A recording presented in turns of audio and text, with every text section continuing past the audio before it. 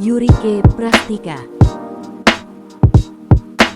Yurike Prastika adalah artis lawas tanah air yang lahir pada tanggal 25 Juli tahun 1968 di Bandung.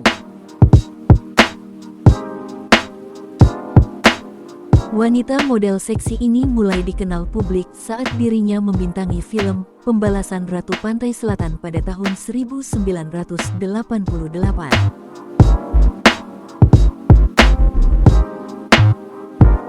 Yurike Prastika dikenal memiliki image yang kerap kali tampil seksi.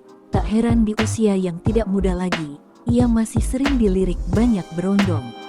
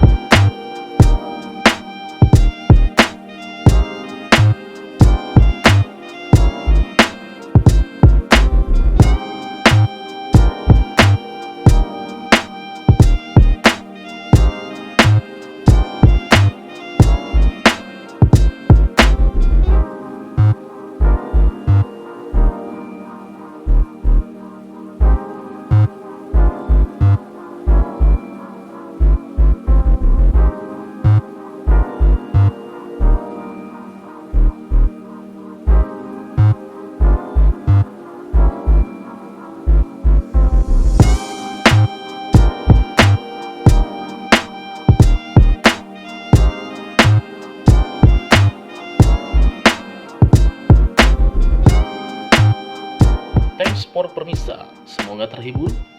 Jangan lupa subscribe dan like dan komennya. Nantikan video menarik lainnya.